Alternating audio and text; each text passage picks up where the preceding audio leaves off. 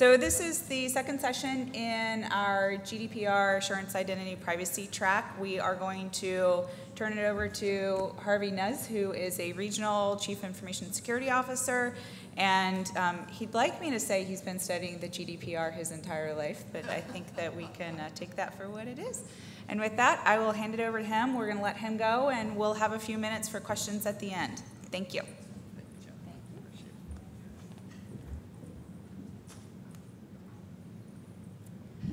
Good morning.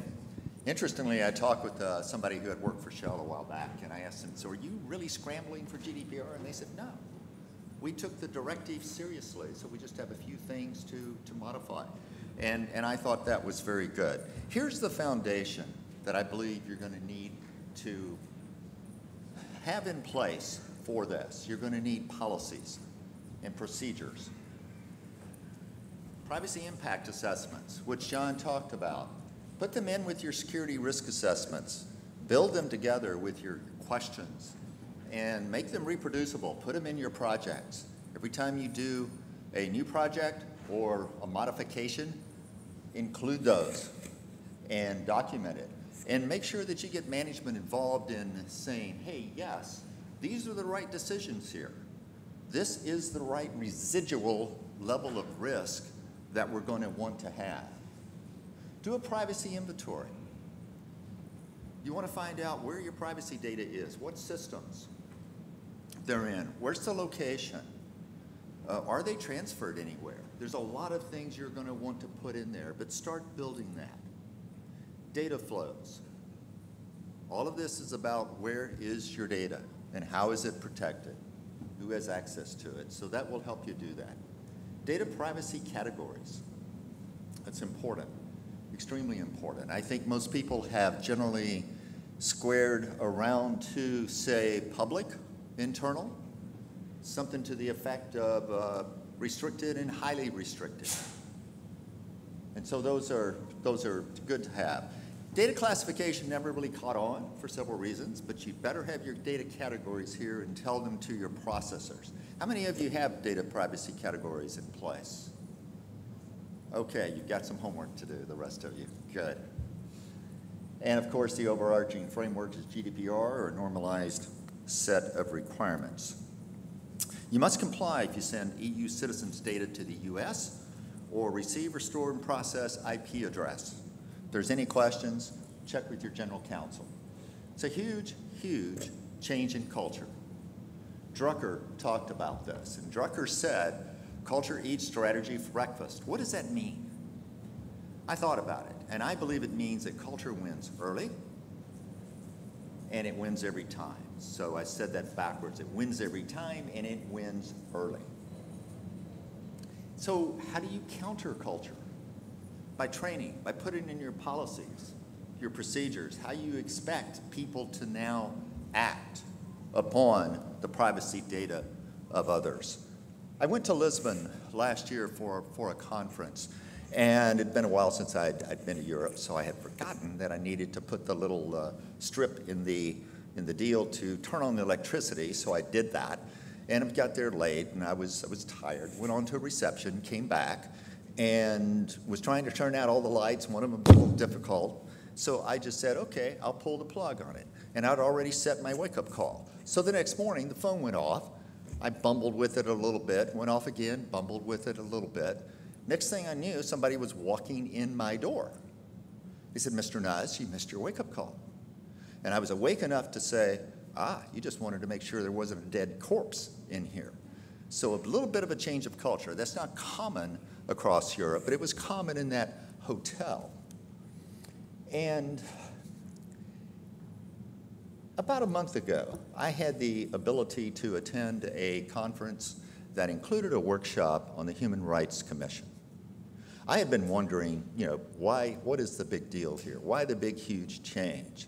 And I've come to realize through Steve Wilson and some other people who have helped me understand that they don't like Privacy Shield. They don't like model contract clauses. I don't think they even like binding corporate rules, even though that's in GDPR. What they want us to do is to change our laws, reflecting privacy. And the reason it's such a big deal over here is because of this, because you could find out someone's race, you may want to kill them. So that is what is driving all of this. Breaches.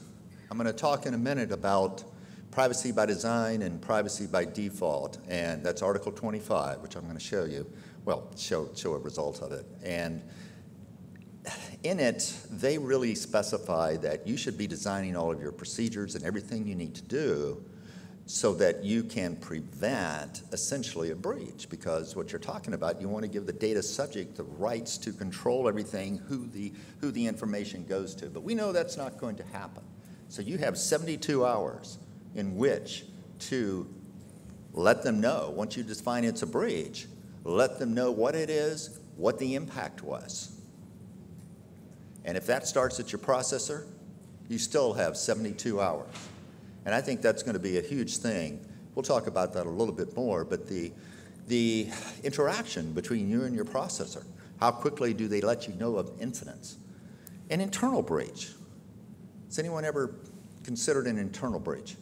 A friend of mine said, hey, it's just a bad process.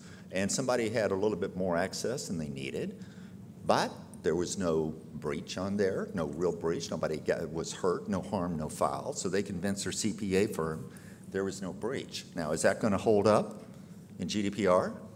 I don't know. We'll find out. I think it's like John said, we'll see what litigation brings. An historic breach.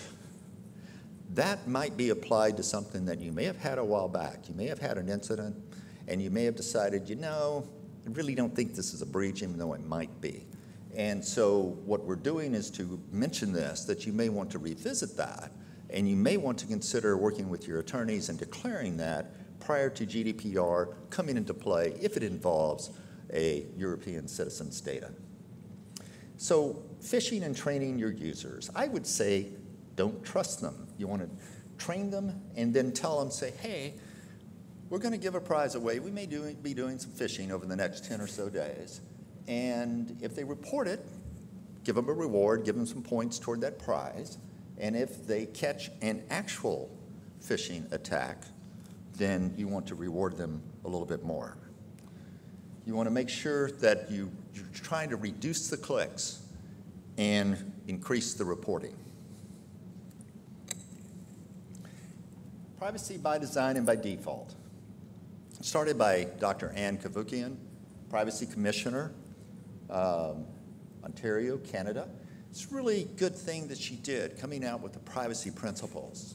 Really sharp. However, in my opinion, the privacy principles don't have a lot of meat and potatoes. And a friend of mine from Oracle, who's really focused on GDPR, called me up one night and said, hey, Harvey, how do I start this privacy engineering thing, the 7 principles? I need a little bit more. So I told him about a NIST privacy engineering document.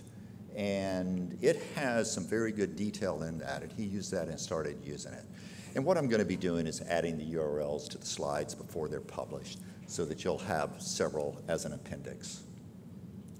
So I've summarized Article 25, Section 2 here. It essentially says to design systems by implementing appropriate technical and organizational measures to ensure that by default, only personal data that is needed is processed. In particular, you shall ensure that by default, personal data are not made accessible without the individual's intervention to an indefinite number of natural persons. I think they're really saying you should, and you should, design to prevent a breach and have several controls and extra controls to help in that. But we know that it's going to happen at some point anyway for many companies, unfortunately, due to various reasons. Key data privacy principles. John did a very good job of covering these, but I want to just have a couple here. Data minimization. Collect as little as needed and don't replicate in additional data sets. This is where Excel can really hurt you if you don't, control the use of it. Purpose limitation. Collect the minimum amount needed use it for the purpose stated. If you ever decide you want to do it differently, you have to go back and get consent for that additional use. Transparency in processing. Tell them how you're going to use their data, stick to it. These other three for CISSPs are, you've seen them a while, but I think they're going to have more emphasis here. The confidentiality, data integrity, and availability. And I would say particularly availability in many areas, and we'll talk about that shortly. So, like John, I gave you probably a lot more information than we can really reasonably cover if we're taking a lot of, taking time to discuss everything. But I wanted to show you some of the key things and from the GDPR itself, and that you can have to look at later. So this is what it says about processors. And there was a researcher, I'll put the URL in here later, who wrote an article when she saw GDPR coming out called Killing Cloud Quickly. And what she was doing is pointing out the issues of being able to audit and to be able to meet all of the processes and requirements that we're going to be seeing here. So the controller shall use only processors providing sufficient guarantees to implement appropriate technical and organizational measures in such a manner that processing will meet the requirements of this regulation and ensure the protection of the rights of the data subject. Get your contract. Make sure they're compliant with GDPR. You pick them, you're ultimately responsible for that. You'll need to work with them, I'd say quite often. Make sure they understand your policies, your procedures, and hopefully you can get them to share some of that with you. You can do sort of a compliance review because they're going to have to be under these rules as well. The processor shall not engage another processor without prior specific or general written authorization of the controller. No bait and switch here. No get somebody else involved. No outsourcing without you knowing about it. So the communication is important. The contract is important. Processing by a processor shall be governed by a contract or other legal act under union or member state law that is binding on the processor with regard to the controller and sets out the subject matter, duration of the processing, etc. So the types of personal data that you have here, you're going to make sure that you communicate all of this to the processor. Privacy inventory. You may want to share some of this with them if they're working with that data, the categories of data. And you also want to make sure that you're putting down appropriate controls and you're following them and they are following them. Other items on the requirements. That the processor processes the personal data only on documented instructions from the controller. How many of us are doing that now? I think we're all trying, but we may miss in some small area. And you want to make sure that with respect to your privacy data under this, that you've got that covered. So that would be procedures, processing schedules, your privacy policy, additional procedures. Ensures that persons authorized to process the personal data have committed themselves to confidentiality. You want to get a signed statement of that. Copies in the controller's files and training. At the choice of the controller, deletes or returns all the personal data to the controller after the end of the provision of services related to processing and deletes existing copies unless law states otherwise. It's interesting, you return the data, but it's still there. I think what this is going to come down to is crypto shredding, where you encrypt the data and you throw away the key. Anybody considering that, doing that with cloud processing? Yeah, good, excellent. Article 28, the requirements. Additional, makes available to the controller all necessary information to demonstrate compliance and allow for and contribute to audits, including inspections, conducted by the controller or another auditor mandated by the controller. This may be tough to do, depending on your contracts. You'll have to really look at your contracts, consider well the processor that you are choosing. And you may, hopefully there could be unannounced inspections. You have a good enough working relationship with them. All of this also applies where the processor engages another processor And where that processor fails to fulfill its data protection obligations, the initial processor shall remain liable to the controller for the performance of that other processor's obligations. And that also holds for the controller in choosing the processor.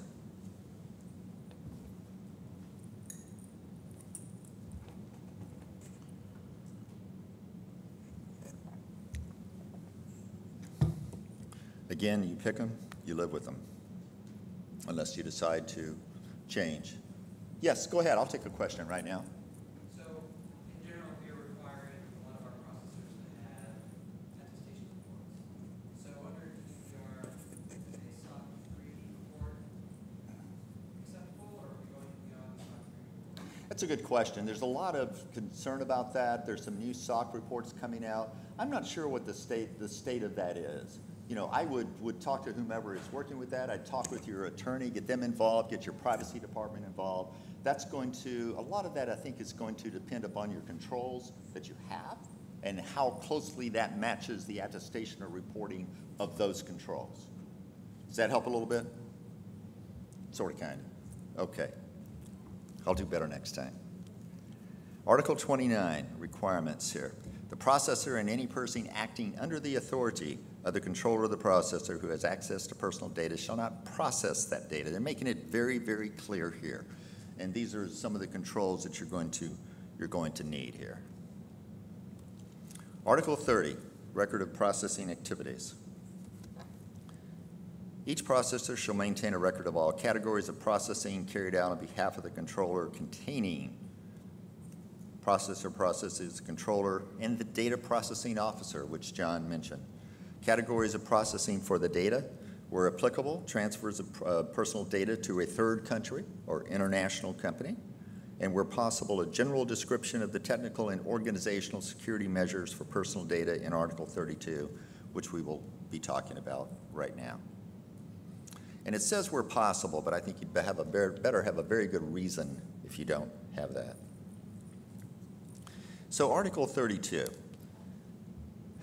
again, what they always start everything with taking into account the state of the art, the costs of implementation, et cetera, as well as the risk and severity for the rights and freedoms of natural persons. The controller and processor shall implement appropriate technical and organizational measures to ensure a level of security appropriate to the risk, including as appropriate pseudonymization, which John talked about, the ability to ensure the ongoing confidentiality, integrity, availability, and resilience of processing systems and services, ability to restore the availability.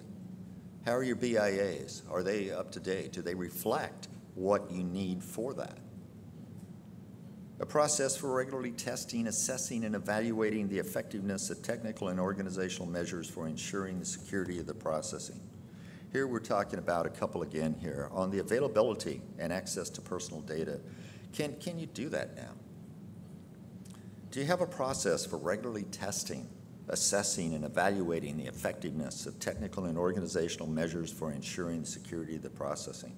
Compliance on demand. You can get a certification. We'll mention that later, but that's only a part of it. You're really going to have to build up internal audit, your compliance department, whatever, get procedures. Decide what you're going to look at it on a regular basis, and be able to present this if and when needed. Because remember, the fines are pretty stiff. In assessing the appropriate level of security, account shall be taken, in particular, the risks that are presented by processing, in particular from accidental or unlawful destruction, etc. Is that a breach? Yes. Adherence to an approved code of conduct or an approved certification mechanism. I'm not aware of any that are out there now, but they're in process. I'm sure trustee is going to have something again, as they did for Safe Harbor.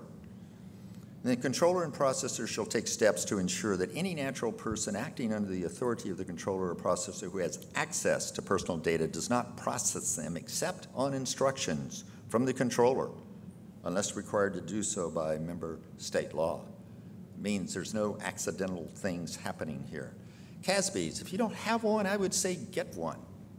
and there's several kinds out there. Figure out what makes sense to you. Identity access management is going to be huge. The provisioning, the deprovisioning, the access certification, that is going to factor heavily into your compliance upon demand.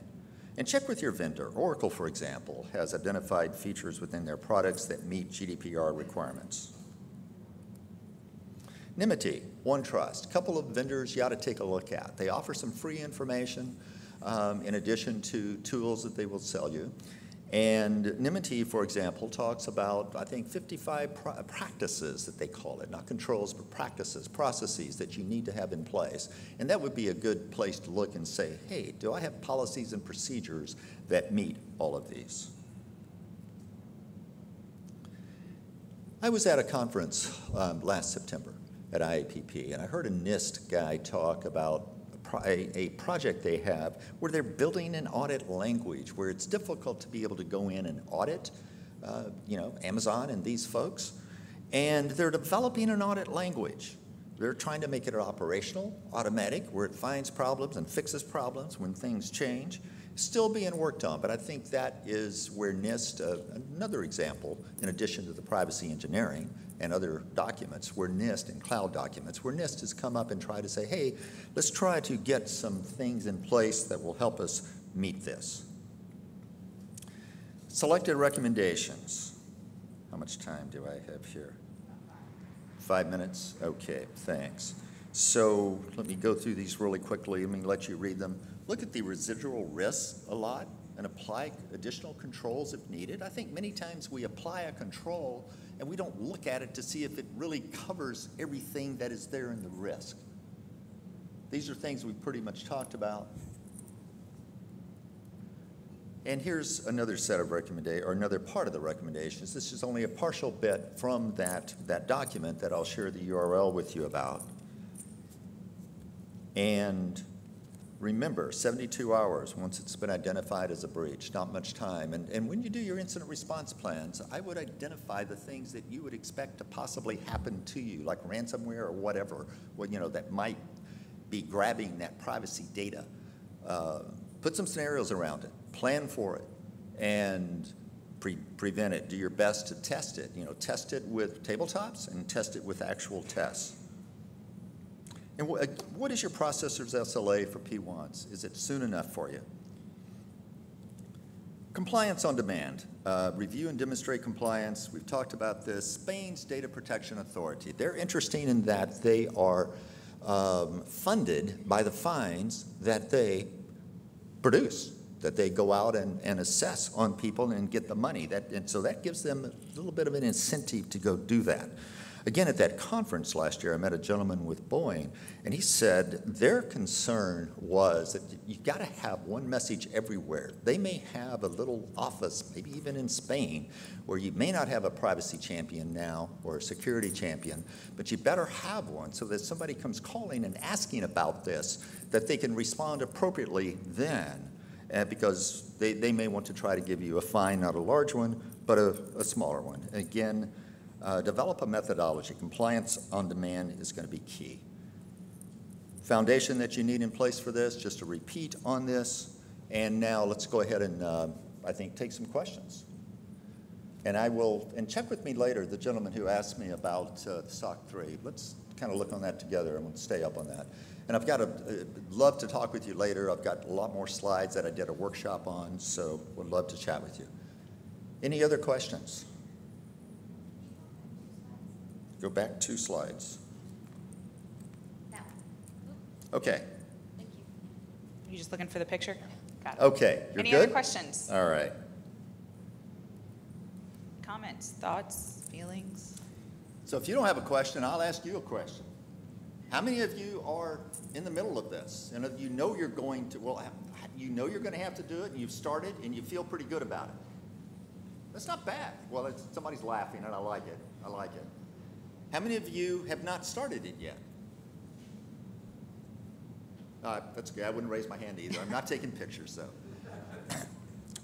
It's fascinating to me. I was talking with Sal D'Agostino yesterday at lunch, and I said, Sal, are you finding, like I am, that a lot of companies are really not starting this yet?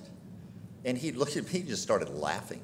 He said, yes. So I don't know if companies are waiting to see, as John said, we're going to have to wait and see how the lawyers come out, how this is litigated. I don't know. Part of me wants, okay, let me just say, part of me wants to say that this is IT. It's implemented on a Friday, on May 25th. We've got the weekend to implement, right? Just kidding. Yes, sir. Thank you. I have a quick question. The spirit of GDPR is to be able to report. Say that one more time. The spirit of GDPR is to report if there is a breach within certain limit and to do and to go through the whole process. Basically, to protect the rights of the data subject. But yes, that's one of the results of it. Yes. So there is one interesting case that I was not able to find an answer to. So let's say my company has a business in Europe. It didn't suffer a breach, direct breach, but I was able to find that some of the credentials of my subjects or my clients has leaked somewhere in the internet, let's say on the dark web. Right. And they were leaked based on phishing, or my employees created an account in another company which was breached. Sure. And then what should I do knowing that there are some of those credentials? Should I report them? And at the same time, I know that I haven't suffered a breach, my organization. Should I report that some of my clients have leaked credentials? So, and you're saying you're positive you did not have a breach? Yes. And, well, congratulations. That's, I mean, if you can get to that point, that's great. Not that we know. No, I understand. So, you know, I would check with your legal department on that. But you're thinking, and this is interesting, if this is only hypothetical, but you're thinking that that set of leaked documents reflects your subjects and nobody else's. That's fascinating. I would definitely talk with your legal department about that. Okay. And do you have any thoughts whether I should, when this legislation come into place, whether I should report such situation? I'm sorry, one more time. I apologize. One more time. Do you want me to explain the situation, or? Oh, I tell you, let's talk offline. I would be happy to talk with you and anybody else. Okay. Any other quick questions? Thank you very much. Really appreciated it. Thank you.